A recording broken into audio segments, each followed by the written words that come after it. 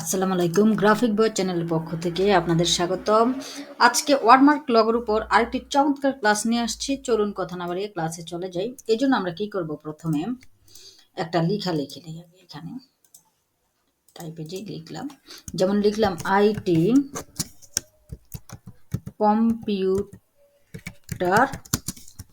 City. IT computer city, এটা একটা computer প্রতিষ্ঠানের নাম। আইটি কম্পিউটার সিটি এটা আমরা রাখলাম। আমরা মনসেরাত ফন্ট বা যে কোনো সেন্সেরিভ ফন্ট বা সেরিফ ফন্ট আমরা রাখতে পারি। এটাকে রাখার পরে আমরা এটা লেখাই ছিল, এটাকে একটা কপি করে রেখে দিলাম। কাজ করবো যেহেতু আমরা এটাকে কি করলাম, একটা কালার দিলাম, লাল কালার দিলাম বোঝার জন্য। কালারটা আগে দিয়ে নিলে বেটার। এটাকে যদি আমি 3 কালার দিতে চাই তাহলে আগে এটাতে আমি 3 কালার দিয়ে নেব। মানে এই ধরনের কাজগুলো করলে আগে কালার পরেও করা যায়, আগেও দেওয়া যাচ্ছে। এটা আমরা এভাবে নিলাম, নেওয়ার পরে এটা রাখলাম। রাখার পরে আমরা কি করলাম, একটা শেপ এভাবে ড্র করলাম। ড্র করে এই শেপটাকে আমরা চেঞ্জ করে নিব। এই শেপটাকে কি করে নিব, চেঞ্জ করে নিব। যেমন ডাইরেক্ট সিলেকশন টুলস দিয়ে চেঞ্জ করলাম। এভাবে ধরেন একটা শেপ আমরা চেঞ্জ করে নিলাম। নেওয়ার পর শেপটাকে আমরা একটা ভিন্ন কালার দিই বোঝার জন্য, ব্লু কালার। দেওয়ার পরে এই শেপটার মতো এই লেখাটা বানাবো। তো এই জন্য আমরা কি করব, এই লেখাটাকে এই শেপটা নিচে রাখবো। কোথায়, নিচে। যদি নিচে এভাবে উপরে থাকে তাহলে আমরা কন্ট্রোল শিফট আর সেকেন্ড ব্র্যাকেট দিয়ে এটাকে নিচে নিয়ে যাবো। এটা অবশ্যই নিচে থাকতে হবে, আর এটা সিঙ্গেল একটা শেপ থাকতে হবে। তারপর আমরা শেপটাকে ক্লিক করব, শিফট ধরে নিচের লেখাটাকে সিলেক্ট করব। এই দুইটা সিলেক্ট অবস্থায় আমরা অবজেক্টে যাব। অবজেক্টে যে একটা অপশন আছে এনভালভ ডিস্টর্ট, এনভালভ ডিস্টর্টের মধ্যে আরেকটা অপশন আছে মেক উইথ টপ অবজেক্ট।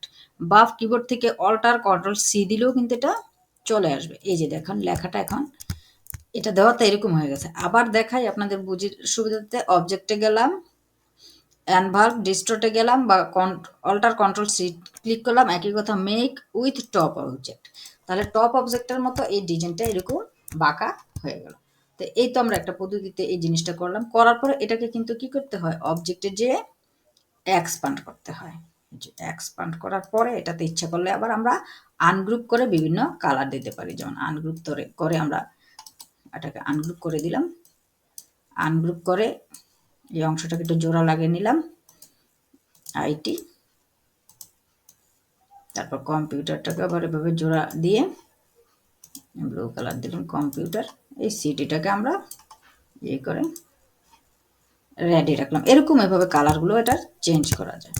তো এই হচ্ছে একটা পদ্ধতিতে করা। এটাকে আরও স্ট্যান্ডার্ডভাবে অনেকগুলো ডিজাইনে করা যায়। এটার জন্য আমাদের যেটা করতে হয়, এরকম শেপ যখন আমরা ড্র করবো না, একটা ধরনের এরকম শেপ ড্র করলাম। শেপটাতে একটা কালার দিয়ে নিই, রেড কালার দিয়ে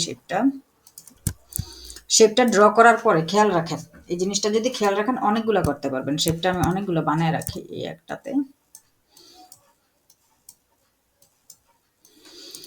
এই শেপটাকে ড্র করার পরে আমরা এই ইফেক্টে যে যদি র্যাপ অপশনটাতে ঢুকে শেপটার ডিজাইন চেঞ্জ করে নিই। যেমন আমরা এখানে আর্ক লোয়ারটা দিলাম, এটা বেশি লোয়ার হয়ে গেছে। এই যে একটু এরকম করলাম ডিজাইনটা, মানে এই শেপটাকে একটা ডিজাইন করে নিলাম। নেওয়ার পরে এই শেপটাকে কি করতে হবে, অবজেক্টে যে এক্সপান্ড করতে হবে।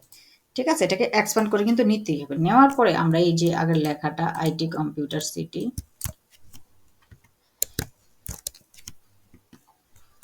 আইটি কম্পিউটার সিটি অন্য লেখা থাকলেও কোনো প্রবলেম নাই।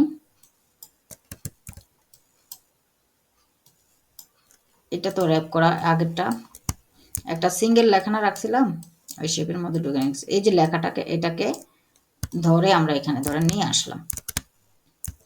নিয়ে আসার পরে এটা নিচে থাকতে হবে। এটা কোথায় থাকতে হবে, এই লেখাটার নিচে থাকতে হবে। এটাকে আর এটাকে শিফট ধরে ধরলাম, ধরে অবজেক্টে গেলাম, আগের মতো এন প্রোগ্রাম রেস্টোর যে মেক উইথ টপ অবজেক্ট করে দিলাম। এখন দেখেন লেখাটা ওই শিফটের মতো এরকম হয়ে গেছে। ঠিক আছে, এই ধরেন আরেকটা লোগো।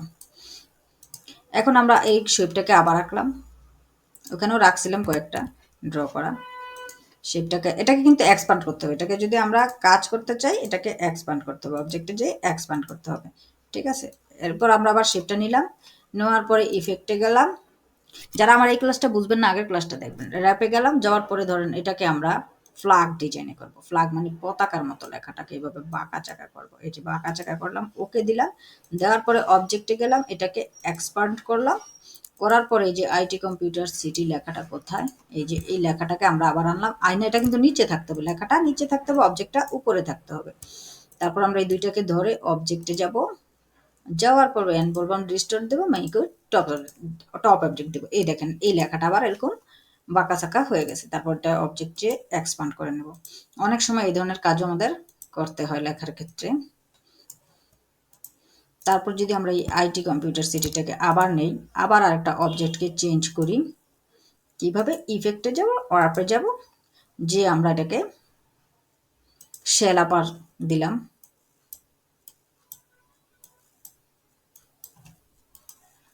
দেওয়ার পরে এটাকে অবজেক্টে যে এক্সপান্ড করলাম।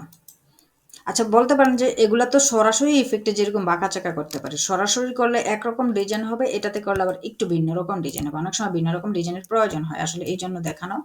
অবজেক্টে গেলাম, এনভায়রনমেন্ট ডিস্ট্রিক্টে গেলাম, মেক ইট অবজেক্ট। দেখেন এটা আবার অন্যরকম হয়েছে।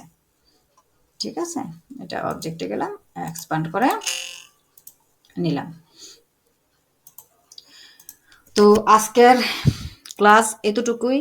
গ্রাফিক ভয়েস চ্যানেলের পক্ষ থেকে আপনাদের সবাইকে ধন্যবাদ।